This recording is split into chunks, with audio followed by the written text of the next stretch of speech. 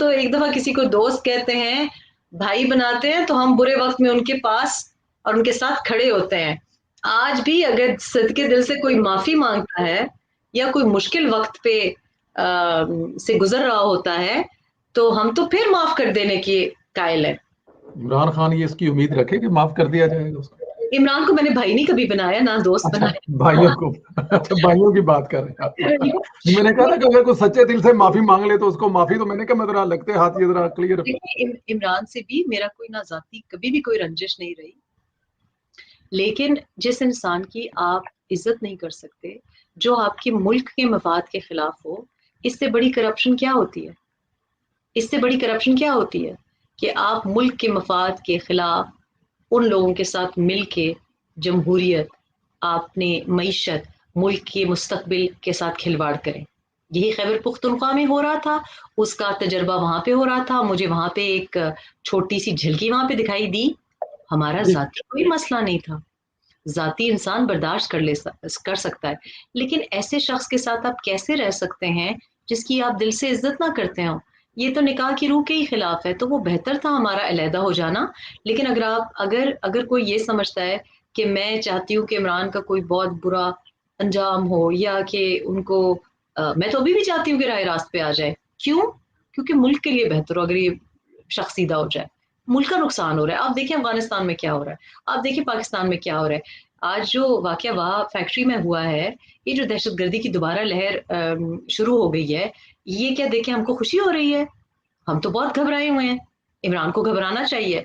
तो बात ये नहीं है, मैं तो बहुत पहले माफ कर चुकी, मेरा तो जाति कोई मसला ही नहीं है, लेकिन मुल्क के साथ जो ये कर रहे हैं उसको नहीं माफ किया जा सकता। और वो अगर उसमें रुक जाएं, या तो उतर जाएं, या तो छोड़ दें इंसानों की तरह, और या फिर राह रास्त पे आ जाएं, सीधे हो जाएं, सीपैक पे काम करना शुरू कर दें। ये जो हरकतें कर रहे हैं सारी दुनिया जानती है क्या कर रहे हैं, सब जानते हैं क्या कर रहे हैं। आप मुझे बताएं ना, आसिम बाजवा साहब जाते हैं, पहले दासू पे अटैक होता है, जी, जेसीसी की मीटिंग कैंसिल होती है, जी, उसके बाद कितनी अफसोस की बात है कि उनके जो मेन रिप्रेजेंटेटिव हैं सीपैक के, जो कि चाइना के एम्बेसडर थे इस्लामाबाद में, ली जोंग साहब, उन्होंने जो ट्वीट की, जो पाकिस्तानी हुकूमत के बारे में ट्वीट की है, अच्छी बात तो नहीं है। और फिर आपने देखा आसिम बाजवा साहब गए और जनरल कमर बाजवा से आके मुलाकात हुई और सीपैक के ऊपर बड़ी हम आहंगी का इजहार किया चाइनीज अथॉरिटीज ने। तो ये किसके ऊपर एतमाद नहीं है और किसके ऊपर एतमाद है? ये क्या बात है, सारी दुनिया जानती है। सारी तो दुनिया जानती है। इमरान को हम तब माफ करें, मैं तब माफ करूं जब वो पाकिस्तान के मुस्तकबिल के साथ इस तरह खिलवाड़ ना करें, मईशत को सुधार लें, अपने हाथों से मईशत का खून ना करें। मैं तो एक एक शख्स को माफ करने को तैयार हूं। हमारे लिए तो मुल्क इंपॉर्टेंट है। हमारा मकसद मुल्क का, मुल्क के जो असासे हैं, मुल्क का जो पैसा है, मुल्क की जो दौलत है, मुल्क की जो मादनियात है, मुल्क का जो मुस्तकबिल है, और मुल्क की जो हुदूद है, बॉर्डर्स हैं, उनका दिफा करना है। किसी शख्स से कोई जाती मसला है ही नहीं। किसी शख्स से कोई जाती मसला नहीं, लेकिन आप कह रही हैं कि वो छोड़ दे, लेकिन यहाँ पे तो नए प्लान बन रहे हैं। इलेक्ट्रॉनिक वोटिंग मशीन लाई गई है, आइंदा इलेक्शन इसी मशीन के जरिए होने चाहिए। आप क्या राय देती हैं इस पर? देखिए, आपको पता है कि इलेक्ट्रॉनिक वोटिंग मशीन के बारे में मेरी राय बिल्कुल, राय क्या, मैं तो इसके बिल्कुल खिलाफ हूँ। दो जर्मनी की टोक तरह, जर्मनी ने इसके ऊपर पाबंदी लगाई हुई है, मतलब।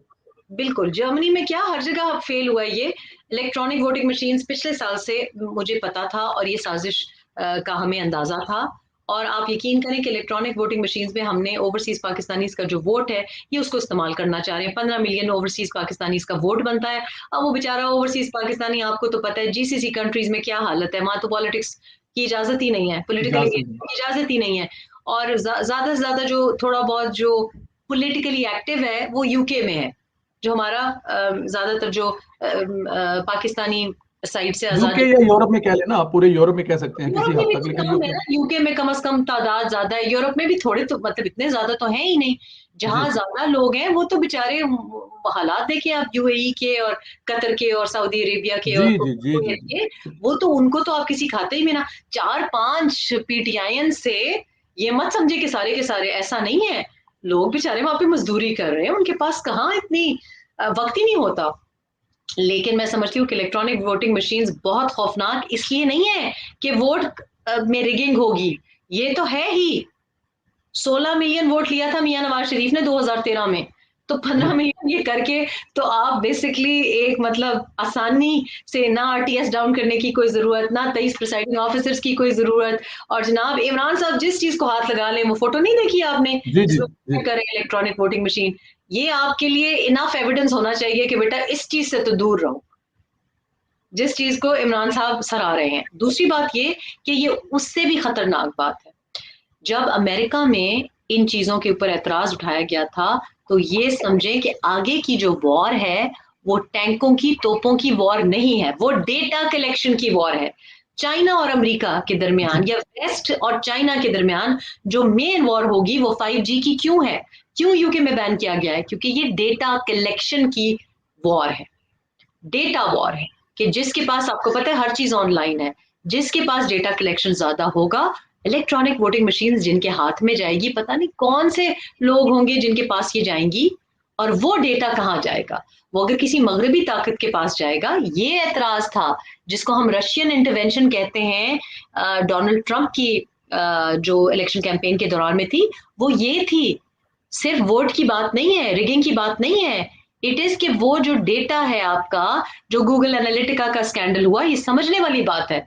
तो हम पाकिस्तान में ये रिस्क नहीं ले सकते, आगे स्टीपेक बनने वाला है। हम इस किस्म का जो रोज इनके मुंह से जो बातें निकलती हैं, अभी जो कल परसों एक और जो लोग तो समझते हैं कि ये तकारीर जो है बहुत मजायका खेज हैं और बहकी बहकी बातें, लेकिन उनमें वो बातें हैं जो कि मगरबी कुव्वतों का एजेंडा जिसमें छलकता है।